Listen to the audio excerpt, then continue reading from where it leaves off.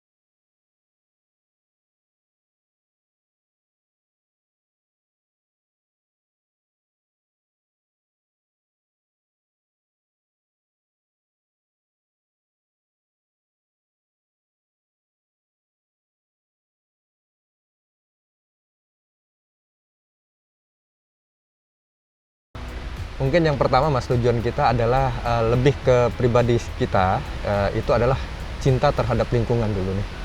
Sebagai warga Kota Balikpapan, khususnya ya memang kita daerah pesisir ini kita miris dengan kita lihat sendiri lingkupnya itu penuh dengan sampah. Ya lagi-lagi kan sampah kan kita lihat.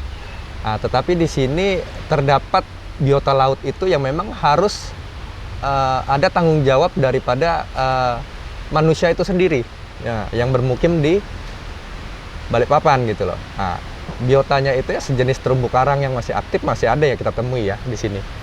Nah, itu sebetulnya yang menjadi pemicu semangat saya untuk mengelola menjadi tempat wisata. Karena apa? Jika adanya tempat wisata ini, maka setidaknya sampah ini ya, debit sampah itu tidak akan bertambah tetapi akan berkurang. Begitu.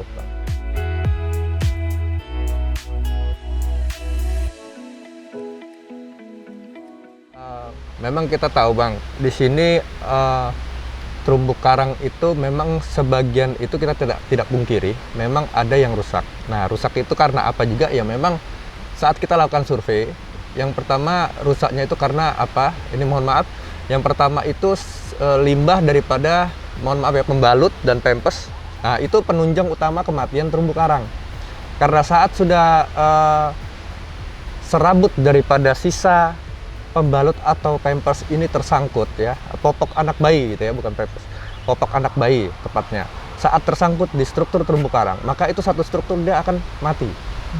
Nah, karena apa? Saat dia terkena gelombang, sangkutlah ini tadi seperti benang-benang popok ini tadi atau pembalut. Nah, maka di situ akan menambah goyangan dari gelombang karena disangkutin ini tadi. Jadi beban itu dia nggak bisa nahan. Nah, akhirnya patah. Nah, ini penyebab matinya terumbu karang. Juga sampah plastik. Nah, ini sama, sampah plastik juga. Ya, dominan rusaknya karena memang dari sampah juga sih.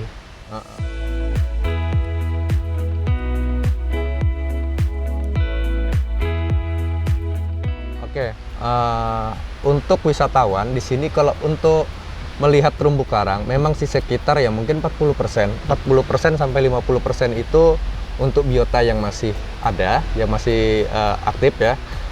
Ya lebihnya itu ya memang yang sudah rusak. Nah, jadi di sini kenapa pantai wisata edukasi? Pertama kita kasih pemahaman dulu tentang wisata ini.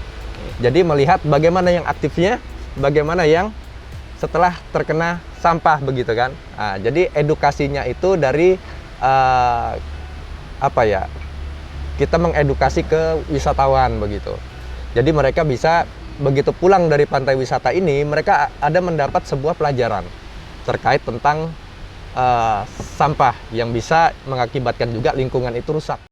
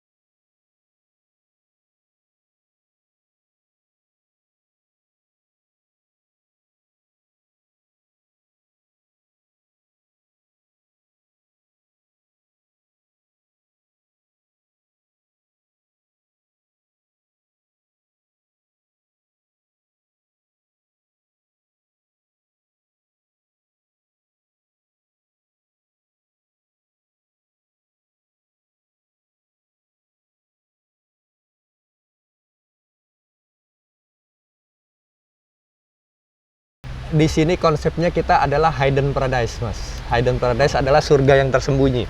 Jadi kenapa surga yang tersembunyi? Mungkin Masnya juga kalau masuk dari depan, yang pertama, kok ada tempat wisata sih? Masuknya gimana gitu ya? Nah, jadi kita bikinlah konsep hidden paradise. Tetapi saat pengunjung itu udah nyampe di sini, mereka baru sadar, oh ternyata ini ya bagus ya tempatnya gitu. Kita bisa tenang, kita bisa nikmati suasana alam gitu kan. Nggak terlalu hiruk pikuk dengan kendaraan. Ya seperti itulah. Tetapi wisatawan yang datang ke sini juga, yang pertama kita suguhkan dengan apa? Memang kalau kita lihat, memang kalau sampah itu nggak akan habisnya. Karena apa? Satu tadi yang saya bilang, SDM yang berada di pesisir ini juga harus memang patut kita edukasikan gitu.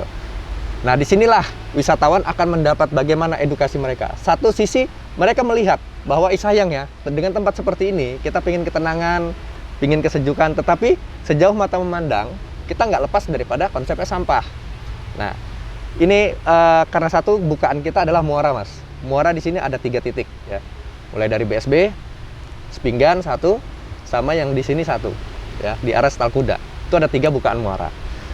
Nah dengan 3 bukaan muara ini, orang berpikir bukan hanya yang untuk di pesisir saja ya, warga pemukiman yang pesisir, tetapi yang di kota juga ya itu turut menyumbang juga. Karena apa? Ya ini, kenapa kita jangan membuang sampah di parit atau saluran irigasi ya. Ya inilah, maka bermuaranya itu pasti akan ke pesisir. Nah ini, jadi para wisatawan yang datang ke sini juga mereka mendapatkan edukasi seperti itu. Yang pertama penanaman juga nilai untuk peduli ya itu. Nah, terus juga di sini kita juga memiliki, Mas, untuk spot ya seperti warung-warung kecil ya, seperti untuk menikmati kopi ya, ataupun sedikit snack-snack yang tradisional seperti singkong atau sanggar gitu kan, dengan harga yang memang terjangkau. Nah, di sini kita kopi, kita nggak seperti wisatawan pantai-pantai lain yang memang harus mempersiapkan kocek terlalu agak high saya bilang. Nah, di sini kita kopi harga pinggiran kita masukkan ke sini. Jadi 1 gelas hanya 5 ribuan. Begitu, Bang.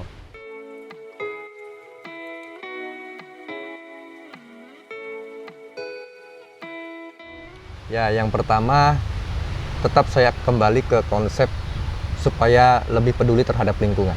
Itu yang pertama, Mas. Dan yang kedua, ya terkadang kita pingin memang ya untuk tempat ini menjadi destinasi wisata yang tepat, yang berada di tengah kota.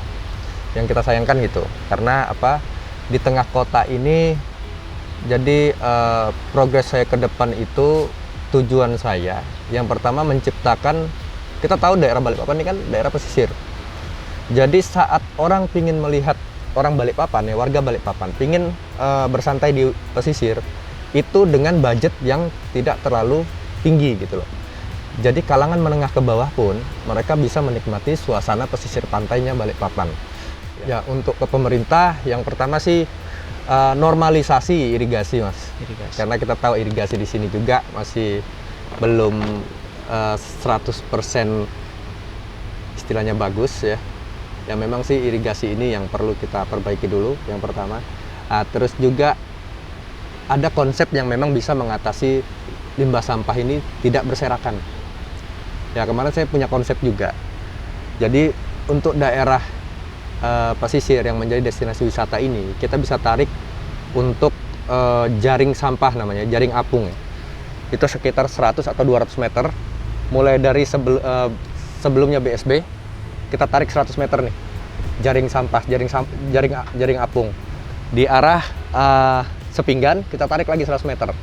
Nah, maka sampah ini akan berkumpul di satu titik itu yang ada jaring. Nah, tetapi kita kembali lagi ke Dinas Lingkungan Hidup ataupun DKPP. Apakah kira-kira sanggup saat nanti terjadinya penumpukan sampah di titik-titik poin yang sudah kita tentukan tadi, gitu loh. Jadi nggak lagi Dinas Lingkungan Hidup ini yang biasa ada timnya untuk membersihkan pantai ini, nggak lagi harus menyisir pantai.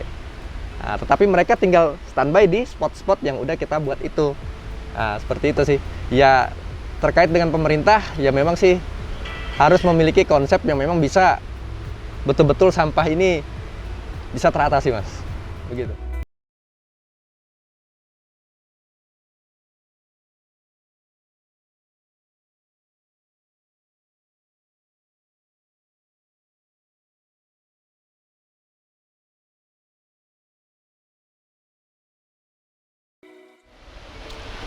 Nah, Tribuners, tadi kita udah denger nih sedikit cerita dari Mas Ardan selaku pengelola Pantai Damba, Enggang, Borneo. Nah, untuk Tribuners nih, jangan membuang sampah sembarangan di sekitar laut. Nah, Tribuners, yuk sama-sama kita jaga kebersihan pantai kita dan kita lestarikan juga nih wisata bawah laut Balikpapan yang juga nggak kalah indah sama wisata-wisata laut di pulau lainnya. Sekian episode Pesona Borneo kali ini. Alicia mau pamit undur dulu. Sampai jumpa di episode berikutnya. Dadah!